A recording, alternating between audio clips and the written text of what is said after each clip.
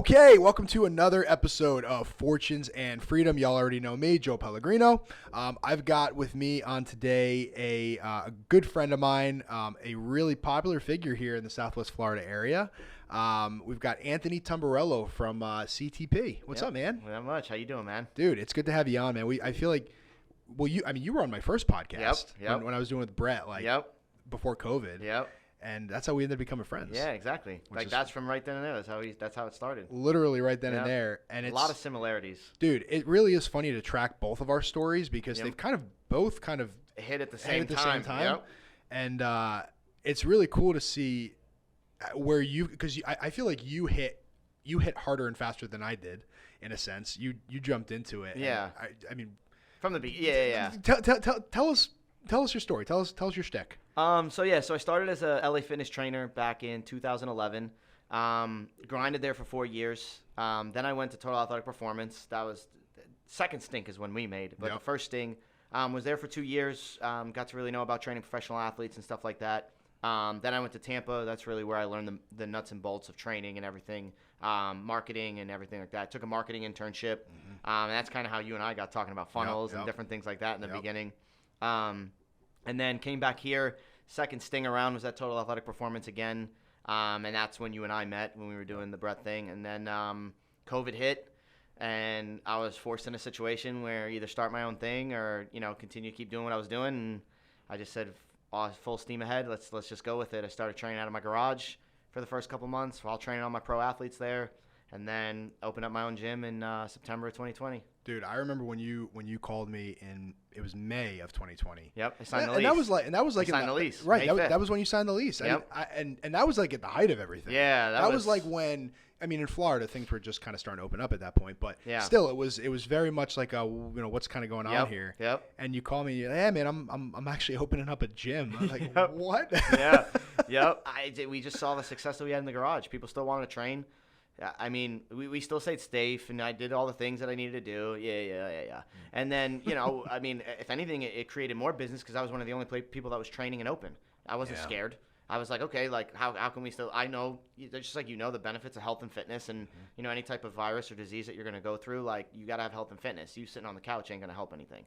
So all of my clients were like, hey, they were pretty much like, you can't close. Yeah. Like, I still need to train. I still need to come in. They would literally drive to my garage in my condo apartment, 250 square feet, and just hit it every single day. Dude, that's amazing. I mean, Gardner Minshew did his whole offseason training in a 250 square foot garage and on the fields. Wow. Yep. That's true, yeah, because you didn't actually physically open the doors of your gym till September. They were already in season.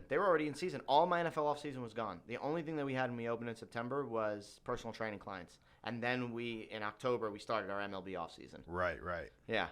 Wow. I mean, that is unbelievable. Well, congratulations on just finishing your first year, man, because that is awesome. Yeah. It's so cool to see, you open your gym at that point. I've mentioned this a couple times on the podcast. I kind of look at October of 2020 as really the true starting point of J. Michael Strategies. For sure. That's when I brought on my partner Andrew. That's when we really started taking things to the next level. Yeah, because we were in the other place.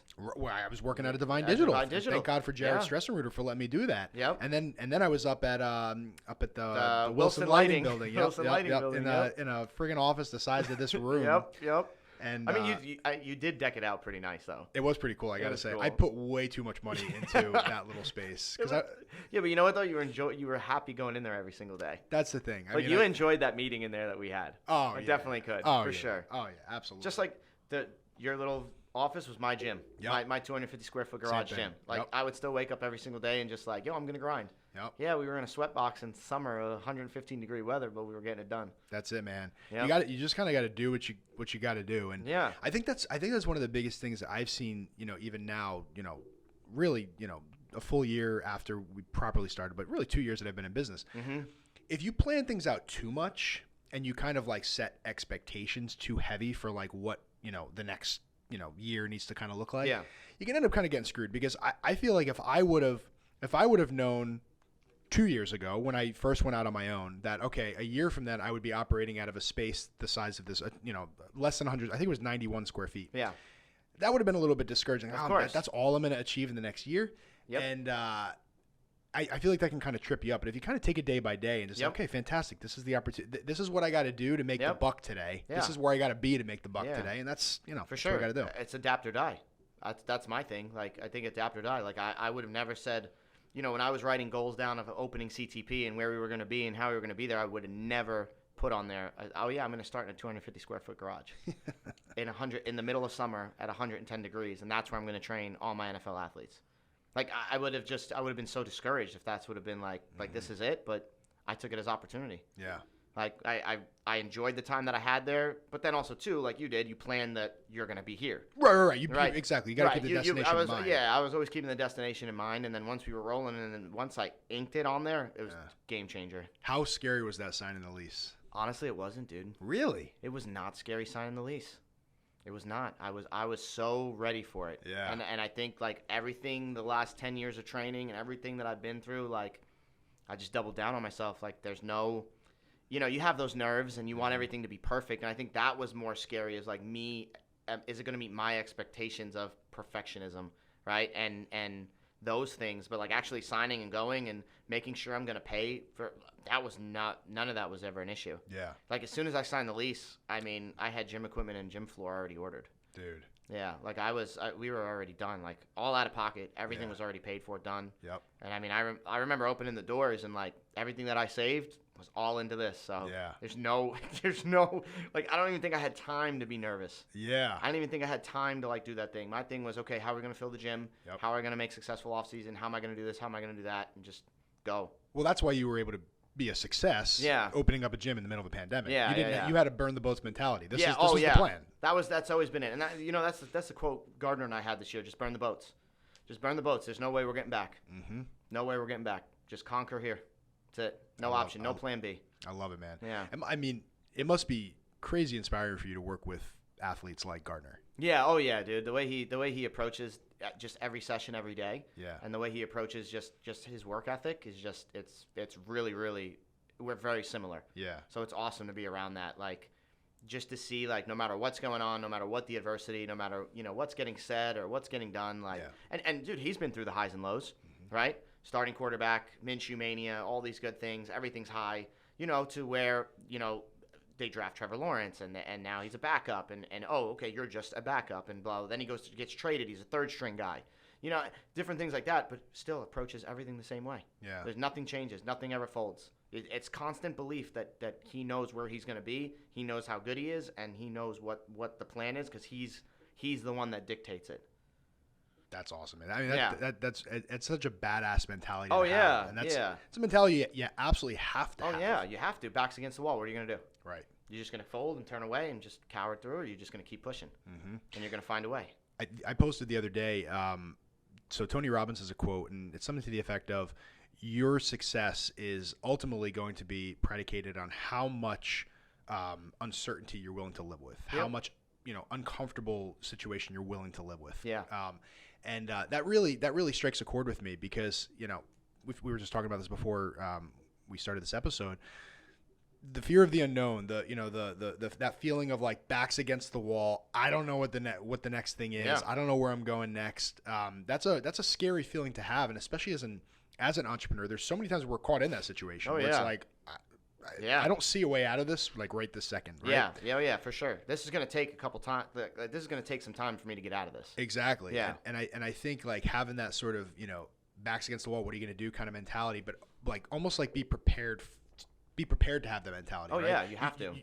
You kind of go into every day with, okay, crap's probably gonna hit the fan today at some point. Yep. I'm ready for it. I'm going into it confidently. I'm going into it no matter what happens today. You gotta have tough skin, dude. You gotta have tough skin, and you gotta, like, you have every opportunity. I say this all the time, to choose joy. Yep. Ultimately, how you deal with the situation is, well, that's your choice, right? For sure. How you respond to whatever ends up happening. Yep. Yeah, and that's something too. Like, something that has helped me is stoicism.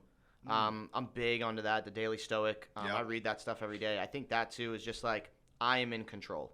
No matter what the situations that I can control how I react to them. Yep. And I can control what the next step is going forward. I can control my emotions and how I feel about certain things, or not feel about certain things, or let other people, You know, because then once you give up that power to other people or situations, you've lost control. Yeah. You've given someone else or that situation the power to control your thoughts, your feelings, what you do, how you go about your day, how you wake up, how you go to bed.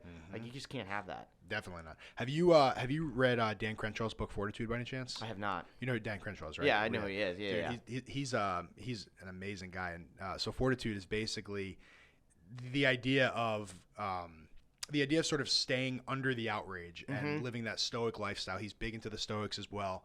You know, he's a former, pretty sure Navy SEAL. Yeah, he was a Navy SEAL, and you know, he lost his eye in the war, and he's got a really, really cool story. But you know, his whole shtick is, you know, all of these ridiculous things happening in government, all of these ridiculous things that he has to deal with on a daily basis, and how are you gonna kind of like stay below the outrage? Like, right. How do you just be still and just take things as they come and deal with them in a Yep. practical, stoic manner? Right. I definitely recommend that book. Fortitude is what it's called. For sure.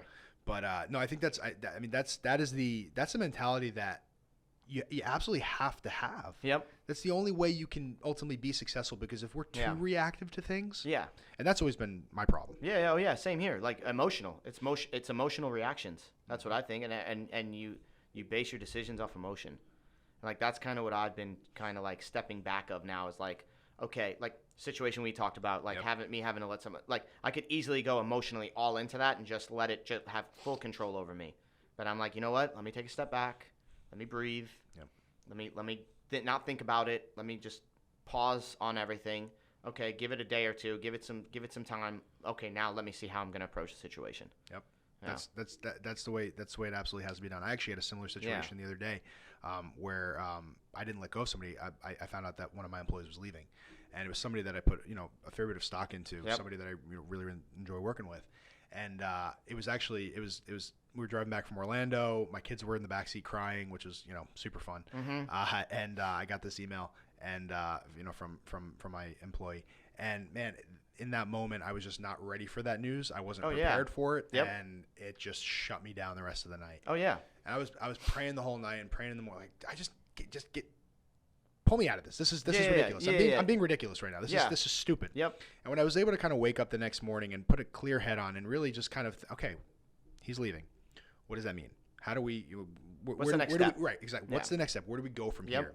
So much easier said than done, though. So much easier said than done. But if you can allow yourself that time to be still. Yes, that's the key. Take a minute. That's the key. Is don't do it off of emotion, because you could have easily just all could have crumbled right there. Yeah.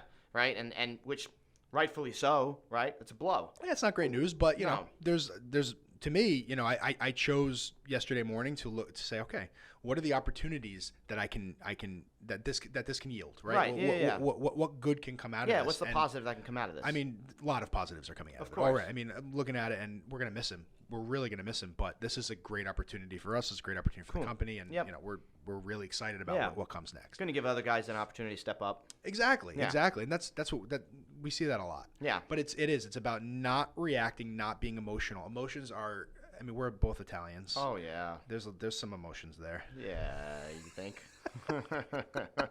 No, but it's hard. It can be really hard to just sort of like center yourself on that. Yeah. But I feel like back to Gardner. Somebody like that. The levels of success that he's reached. I mean, he does what millions of kids dream of doing. Course. Right. Yeah. And it obviously talent is a huge piece of it, but it's about that. It's about that work ethic that is driven by that stoic mentality. Oh yeah, for sure. And I think it was instilled in him in such a young age. Like, that's what it is. It's just repetitive for him. He doesn't know any other way. He didn't allow, growing up, I know him, I know his family, I know his dad, like it's just there was never an option. Yeah. There's never an option to be any other way. It feels similar with me. Like, I was built this way, like some of the things that like my dad instilled with me and the things that I saw when I was a kid, like at the end of the day, like I'm a hustler, dude. Like, that's it. I'm a grinder. Like, I know I have no problem waking up early, going, being the first in, last out. That just comes natural to me. Yeah. And it's hard to get to that point, but then at a point in time you just accept it, and then it's just routine at this point. Like, what I don't even realize like how much I actually grind and put in. I always feel like I'm not doing enough, right? Whereas like someone else that I That's talked the to Italian about. guilt. Yeah, and then who you were talking about, right? And then it's like I hear other people and talk about it, and they're like, oh yeah, you've done this. How do you do that? How do you do that? For me, I'm like, dude, it's just fucking the button comes up and that's it. Yeah. Yeah. That's how we grind. We grind different, right? That's it. Yeah, that's it. It's crazy. That's awesome, man. So how do you go from being an LA Fitness trainer to training, A-list athletes, guys like Gardner? It's a process. And I get that a lot. Like, it's a process. It's a 10-year process. Mm-hmm. From LA Fitness, there's no way I was ever even ready to touch an athlete or even train an athlete or even think about doing that. So I found mentors. One of the guys that trained me, I offered him, like, hey, I have personal training clients here. I'm going to leave LA Fitness. I'll bring them here. I will give you a percentage. I'll be a contractor. In return, just let me shadow you and watch, how you go about your sessions, how you go about training, teach me, what should I be reading? What should I be doing? And I literally just engulfed myself for the next 4 years of that time of just like finding mentors, learning under them, studying books, studying knowledge, like constant YouTube videos, finding like 5 coaches that I like knew were like, these are A-list coaches in the game. Like, I need to be able to coach like them. Yeah. What are they doing? How are they doing it? How do they approach their sessions? Communication, training.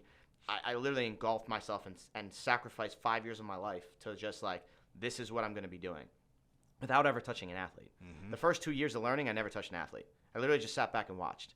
And then I finally got to like implement a little bit of stuff at the end of like, this was like 2017.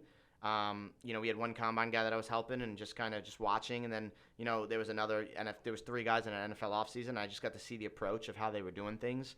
And then I had an opportunity to go to Tampa in 2018. And that's really where I was just thrown into the mix. Like, okay, you've learned for the last 2 years. You've sat back. Okay, here you go.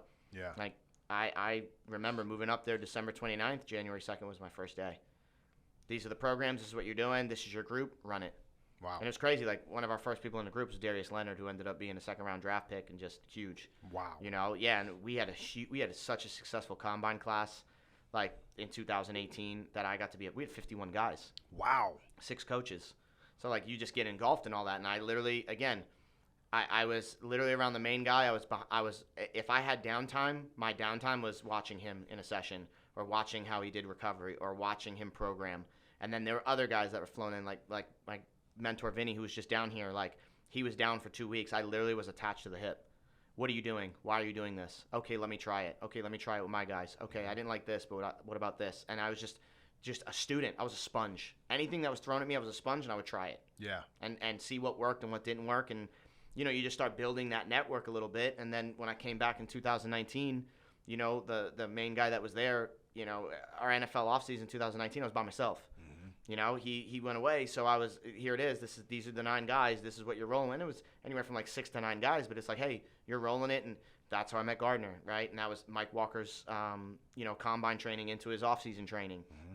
And then I met other guys from there too, and then you just kind of build this rapport with these guys, and and that's when I knew, like, okay, this training works. Yeah. We saw results. Yep. Right? So it's results first. Everyone's like, oh, how do you work with athletes? Well, you got to prove results. Right. Like, I could post Instagram pictures all day long of me standing next to him, but guess what? If he's not getting better and I'm not preparing him the right way for him to feel his best going into off season, then what am I doing? Then it's just showboat at that point. Like, it's results first, and I really cater to my craft more than anything. Like, there was a point in time where I didn't have social media into that. Like 2018, like my Instagram was gone. Yeah. So like, it's not like I like built this facade of it was literally all craft. Craft.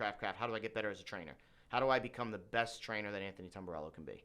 And that will then attract like-minded individuals to, hey, all right, Gardner, every year I want to come train with you because of the work that we put in, the way I feel and everything like that. And then again, he told one of his offensive linemen, Garrett, so he was in our offseason. Mike Walker told Sweeney and Milano, that's how we got them, right? Will Harris, that's how I got him, right? And then it's just word of mouth at that point. And then it just grows. And then, you get him in the building, but you got to produce results. You don't produce results, it don't matter who comes in the building. They're going to walk in and say, oh, this is great, and then walk out. And I did the same thing with baseball. Like, one of my clients knew the pitcher for the Twins, Lewis Thorpe, really well. Said, hey, man, just come and give him a try. We gave him a try, and going into his spring training, we got his velo up, from 88 to 90. He was going 93, 94.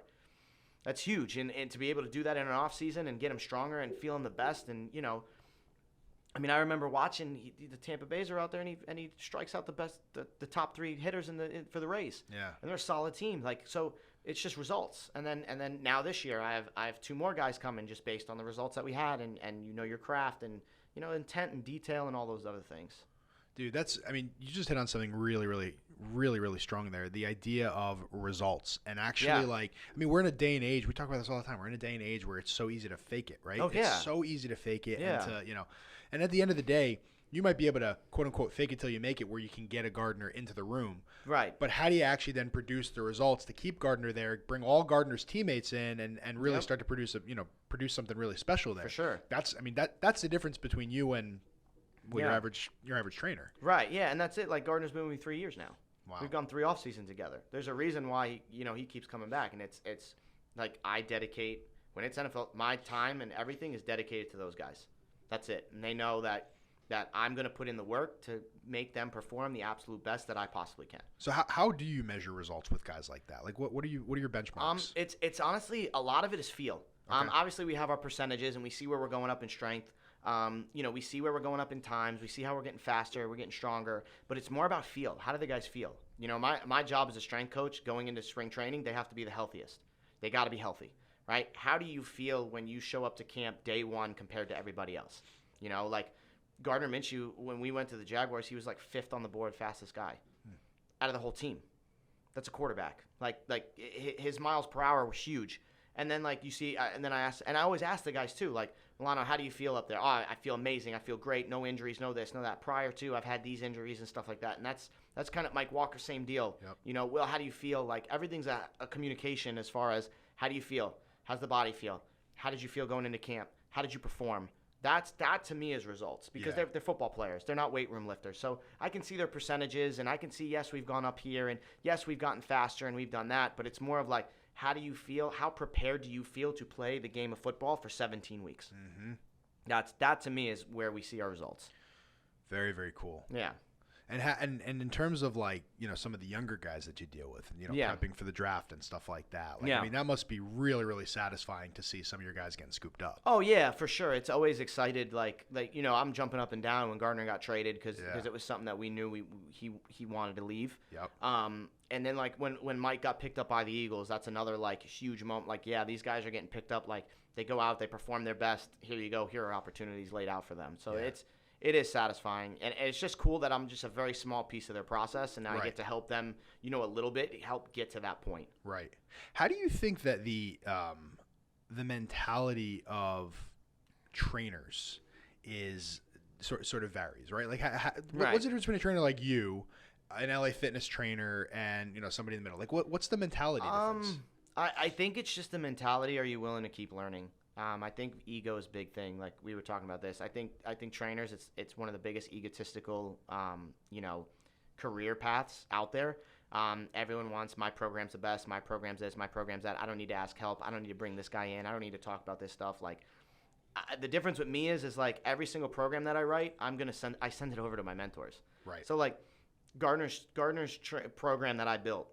Right? That was me, and my mentor looked over it and said, okay, how do we like this? How do we like that? How do I like this? Talk to me. What would you do different? How would you do it? Why would you do it? And we're kind of just talking, and we're talking shop.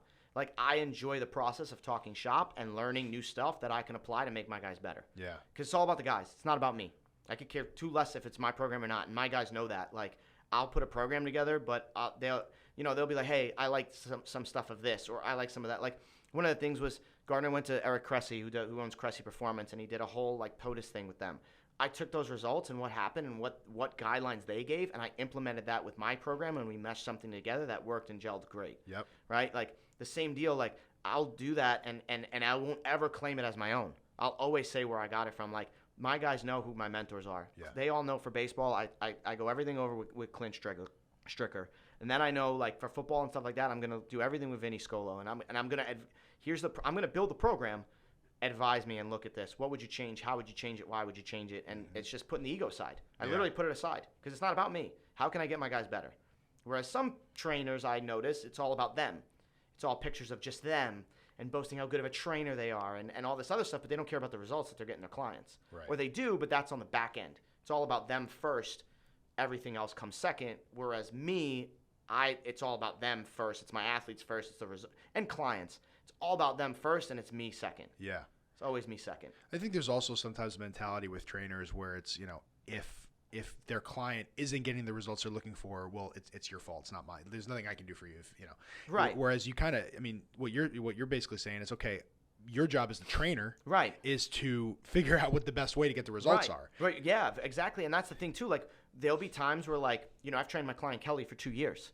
And there are programs that we've worked that weren't the best for her. And we've tried this. This is a program that we put together. It didn't work. Let's go back to the drawing board. I'm going to put something else together, and we're going to train. And we're going to do it this way. Let's see the results that we get. Yep. Does this benefit for your body? Are you eating this? Are you doing the right things? Let's try this course, this program. And I can literally sit there and say, look, this program didn't work. Right. And I'm okay with it not working. Right.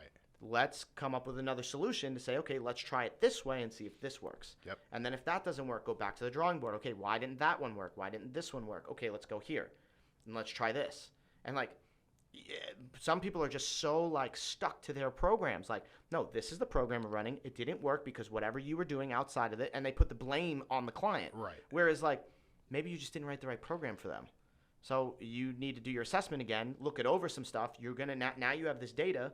Look at the data and say, okay, why didn't this work? Think of what it is. Okay, well, how can I do it differently? Yep. And then, we've seen body transformations. Like I tried different ways for Kelly to try to do a push-up, and a pull-up, and we tried to do it this way, and we tried to do it that way, and it didn't work. Then I said, okay, let's try this. And it was just her holding in an eccentric hold, and that's what we did literally every single day. She just held it for 3 seconds, came back down. Well, today she banged out 4 of them. All right. Right? And then we implement, okay, this works. Mm-hmm. So this works. This is what we continue to do, and then this is how we build on it. But it took us 2 years to do that. Right. It's patience too, man. It's patience, and I think I think what some people, and really this applies to fitness training as much as it applies to really any business, right? Anything. It's the idea of you have to be confident, but confidence doesn't necessarily mean that you have to know everything. It's okay not to know everything because what your clients are paying you for as a fitness trainer is not just to tell them what to do, because they can look on YouTube for that. Right. They can download a program for that. For sure.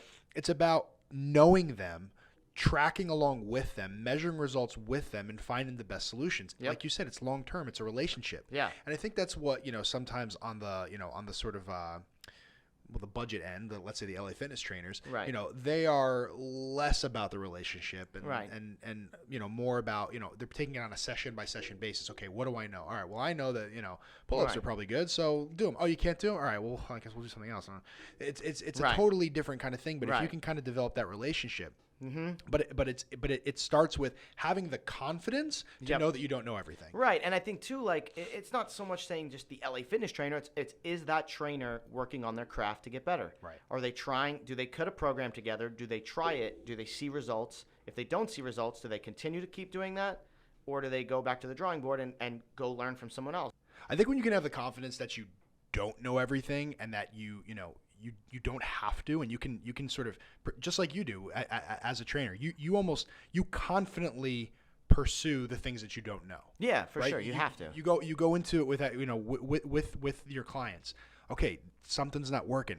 Well, let me go figure out why. Let me talk to my mentors. Let me run the programs by them. Why am I not getting results with this client? Yep. And I think when you can kind of cross that bridge right. confidently, that's really when success can truly start. Oh yeah, I think that's when you grow. That's when you exactly. that's when you start growing, and you have confidence to now you know the things that you didn't know, and now when you go to your next program, now you can apply those things. So then you're not having those little hiccups in the programs and stuff like that, or business or anything like that.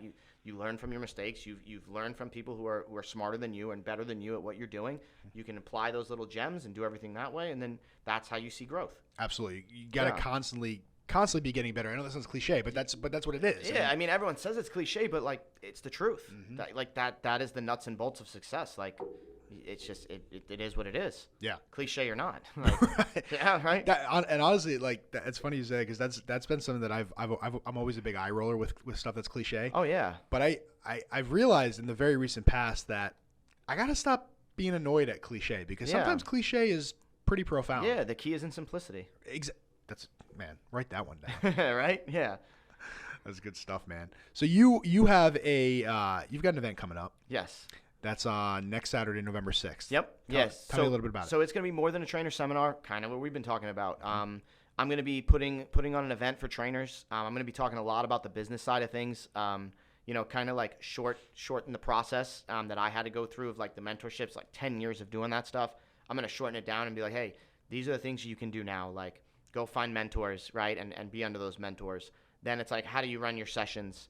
The nuts and bolts of running a business, opening up a gym, or if you just want to be an independent trainer or a trainer, like, how can you be successful in that range? Because at the end of the day, you know this, I know this, everyone knows this. It's all about making money, right? Like as much as everyone wants to say all this stuff about money, like if you're making money, you're deemed successful in the business. So I'm gonna teach like, hey, this is how you make money. This is how you market yourself. This is how you brand yourself. This is how you do the things that I've done to get to this point. Like CTP, I've no investors, no loans. No, I don't owe anybody to anything. Everything that I bought, all the equipment, all the gym, all this lease, everything, insurance, everything is done by me, right? And then I'm going to go into like, not so much financial planning, but like, hey, I learned from Grant Cardone. This is how you manage your money. I manage my money by, this is the income that I have coming in. This is what you put aside. This is what you put to this. This is what you put to that. And you stay strict to it. Like, I lived like I was broke for like a year and a half. Yep. Right? So like, I sold my Challenger to get a little Hyundai, right? Like things of that nature, like sacrifices you're going to have to make. And it's just going to be my story. Like, this is how I did it. This is how I went from being at LA Fitness to 10 years later owning my own gym. Well, let me shorten the process for you and say, hey, I learned everything. Let me shorten it down to this and say, hey, if you do these things for the next year or two, you will be here. And it's kind of just going to go into that. And then I'm going to get into programming too of like, hey, this is the basics of the basic principles of training an athlete. Real like intermediate stuff, like get just going, but just for people that have never worked with an athlete before that want to like, okay, how do I work on acceleration? How do I learn on that? How do I teach lateral movement? How do I teach lateral? Same way I learned, right? Like I didn't know any of those things. Yeah. I got taught the basics. Right. Hey, this is how you teach acceleration. The basics. This is how you start. This is how you start here. And I'm just going to put it all there in a seminar and hopefully teach trainers and help trainers out. So who is this really for? Who needs to be here? Oh, I think if you're a trainer that wants to get out of the situation that you're in, right? Like most trainers are in big box gyms getting paid 30% of whatever they're making. They're not making the money that they want. They're not getting the ideal client that they want. It'll be for trainers that are looking to branch out on their own, become independent contractors or own a gym. You don't have to want to own a gym. You could just want to be, hey, maybe I want to train athletes. Okay, well, this is the path to do it. Like, or hey, maybe I want to train high-profile clientele, but I work at a Planet Fitness. Okay, well, let me show you how you can get out of Planet Fitness by doing these things while you're in Planet Fitness to then jumpstart you to once you're out of there, you're successful and you have high-paying clients, so you don't have to worry about, you don't have to worry about your bills or things like that. Yeah. That's awesome, man. So that's Saturday, November 6th. Yep. Time? 10 a.m. Where can people go to buy tickets? ctptrain.com/tickets. Fantastic. ctptrain.com/tickets. We'll put a little link in the summary of this episode. Well, now that we've plugged the seminar and now that we can use that clip for your social media. Yeah. Let's talk a little bit of business from that. Yeah. So why are we doing a seminar? I honestly want to help trainers. Yeah. It's always been something like, I know the value of mentorships, and I know the value, like we talked about it. Like my whole story doesn't happen without mentors, or someone guiding me and telling me these things, and this is how you do things. And then also too, like the failures that I've had, like I've learned from those failures. So like I can share my failures with trainers that have maybe felt similar things. Like I tried opening up a gym back in 2016 and failed miserably. Had a business plan, had investors, had everything done, didn't even get to that point. It completely failed under. I was like, wow, I'm a failure. This, like just to teach people like, hey, like this is what I did. I failed at it. So just because this is my gym that I have now doesn't mean this was my first go at it. Right. And kind of just, I always want to help and give the importance of mentorship of like, hey, this is how I did it. If you want to go this similar path, not that you're going to achieve the same things, but like you can be on this similar path if you listen and guide and do different things like that. Yeah, I think that's fantastic. And I think, we were talking a little bit earlier about the idea of, coaches needing coaches. Yeah. Right? So you are a coach who is coached. You've got several mentors. You're constantly seeking resources. Everybody out there listening, this is the guy that you need to talk to because this is a fantastic coach that is willing to himself be coached. So not the way that you look at that is, not that Anthony's not enough of an expert. No. Anthony is the expert, and guess what? Anything that he doesn't know, you're getting his whole team of mentors around him, right? You're getting the feedback from everybody that Anthony's getting feedback from. Yeah, exactly. There's so much value in that. Yeah, and that's sort of like, too, I think my guys appreciate that too when they're down here. Like, they know when I write a program together, like that program is specifically built for them, and they haven't just had my eyes and ears on it. They've had 3 or 4 other guys' eyes and ears on it, and all with the same goal. It's all the same goal. How do we prove results? How do we get them better? How do we get them bigger, faster, stronger, healthy for the season? It's the way to do it, man. It's the way to do it. And I think the seminar model is fantastic. I'm excited to see how this goes. Yeah, me too. Obviously, this is a great way to position yourself as the expert in Southwest Florida and beyond. Yeah, Southwest Florida is not necessarily known for athletic training. Yeah, no, we're not. But it's about to be. Yeah, it definitely. I mean, I definitely think like we've started to like, push down the doors a little bit and say like, hey, like there are pro athletes that are trained here. It's been before, and there's a couple people that do it, but we do it the right way. Good stuff, man. Yeah. I'm super stoked for you. I'm super stoked. And I'm excited to see a year from now where both of us are going to be for sure. In our respective businesses. Yeah, definitely. It's exciting stuff.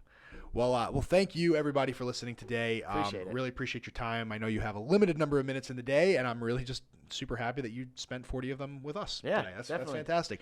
So obviously, make sure you subscribe, whether you're listening to this on the podcast or you're watching on YouTube. Subscribe, hit the little notification bell on YouTube so you get notified when we have new episodes. We put these out about every week and bring on awesome guests just like Anthony each week. And it's always a really, really good time. So follow us on Instagram at Fortunes Freedom. Follow me personally at Joe Pellegrino. Anthony Tumbarello on Instagram. Fantastic. He's got a little blue check too, so you know it's legit. Make sure you follow us. Make sure you leave a comment as well below this video or in the podcast. Leave us a rating. We really appreciate hearing from everybody and kind of that helps us to target our material a little bit better, right? Of course. But anyway, well, thank you so much for listening to us, and we'll see you next time. Yes, sir. Thank you.